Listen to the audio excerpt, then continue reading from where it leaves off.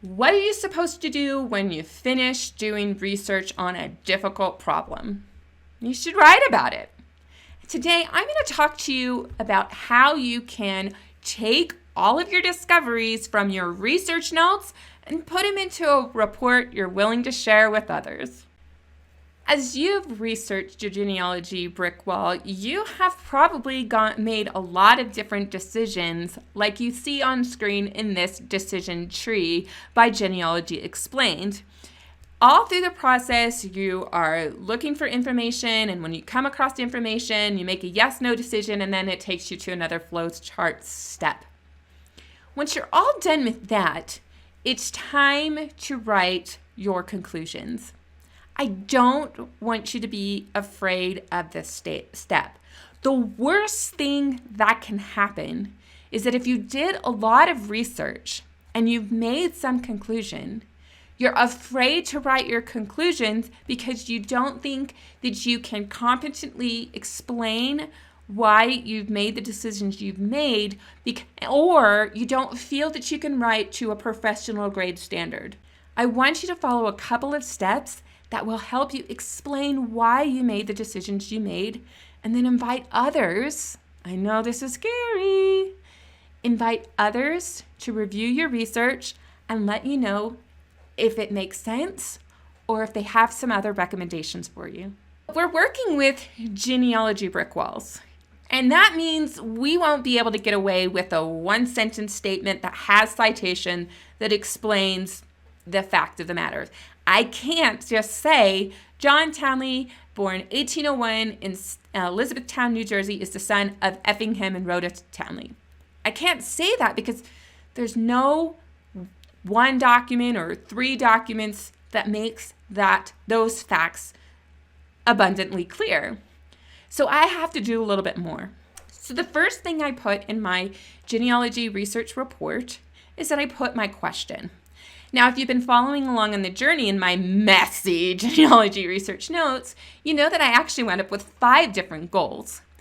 But I need to make each of those goals their own separate report. And so I'm going to focus on who are the parents of John Townley of Cincinnati, Ohio.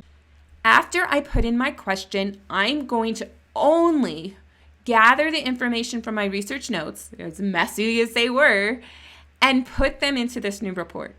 So what are some of the sources I have? Well, on screen, you can see all of the sources I have. I have interment records. I have the analysis of naming traditions, census records, land records, city directories, birth sources for some of the children, a will, as well as another genealogy methodology analysis. Let's start talking about my conclusion. When you start writing your conclusions, you want to present it in a logical order that someone who hasn't been following along every step of your research journey can understand your thought process. So I had John Townley's interment record, and that interment record did say that Effingham is the father of John Townley. Now, I suspect that the informant of the Townleys alive to bury John, the informant was likely Richard because he handled John's estate. The next clue I had came from John's son Asa, his interment record. On his interment record, it said where he was born. Since Asa died before John died, the likely informant was John, and he would have known where his son was born, and that connects me to Elizabethtown, New Jersey. The next thing I did was I paused a minute. I wanted to see if Effingham could have been a fluke on that interment record or if there's evidence of a naming tradition in this family for that name Effingham. And sure enough, John had a son he named Richard. Richard had a son he named John Richard. So Richard's father's name got passed down and his name got passed down to his son. Now, John Richard had a son named John Effingham. And we know that John ties back to that first John that moved to Cincinnati but now we have evidence that Effingham is a family name that is used in this family. I also had information about how this family used a lot of naming traditions, so it's not uncommon for them to repurpose names throughout the lines. The next piece of information that I'm going to include is that in 1845, John purchased property in Cincinnati. The document indicates that he is a resident of Cincinnati, so he's been in Cincinnati at least since 1845. So I need to figure out the first date possible of when John got to Cincinnati.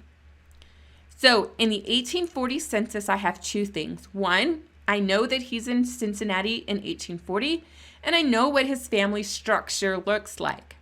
So if I go back 10 years to 1830 census, I need to find a John Townley with a family structure very close to this to give me reasonable confidence that that is the census record for my John. And if it is in Elizabethtown, New Jersey, all the better. Now, before I check out that 1830 census, I'm not quite done with John in Cincinnati. So I turned to city directories to keep trying to go back year by year until I find the earliest possible year that John Townley shows up in Cincinnati. Well, according to Cincinnati, the city directories, the earliest year that he shows up is 1833, 1834, because the book was published in 1834, the canvassing was likely done in 1833. So we're going to stay around 1833 to 1834 just to be on the safe side. So now I looked in the 1830 census. I looked both in Cincinnati as well as in New Jersey. And sure enough, I did not find him in the 1830 census, but I did find him in Cincinnati. But I did find him over in Elizabethtown, New Jersey. Not only that, the family structure seems to be the same as the expected family structure based on that 1840 census. So I have John in Elizabethtown, New Jersey. Now I need to look at that possibility of his father being Effingham from Elizabethtown, New Jersey, which was the clue that I had way back on John's interment record. So now I need to actually start looking for records of John and Effingham or just Effingham himself. In the 1830 census, there's no Effingham that fits the age and the location to be John's father. I did discover a will in 1828 to explain why Effingham is not in the census of 1830. In that will, Effingham Townley identified a number of children. Richard, Abby, John, Jane, and Caleb are the living children, and then William is a deceased child.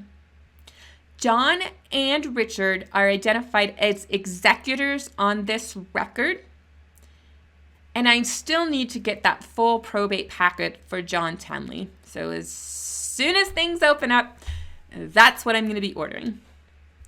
So in a deed dated 1833, in December of 1803, in that time period where John might be over in Cincinnati, there was a deed that sold the property that belonged to Effingham.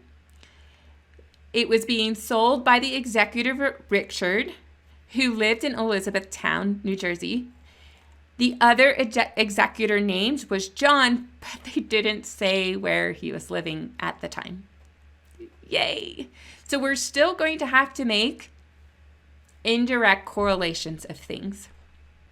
I did not find any deeds, any probate records, or any other entries for a John Townley who wasn't attached to another family, and we'll come back to that in a second, for him in Elizabethtown, New Jersey after 1833. So John either died or John moved. And my spidey senses are going off. I don't know if you can actually put that in your formal research report, but if you want to put that in your research report, you can go right ahead.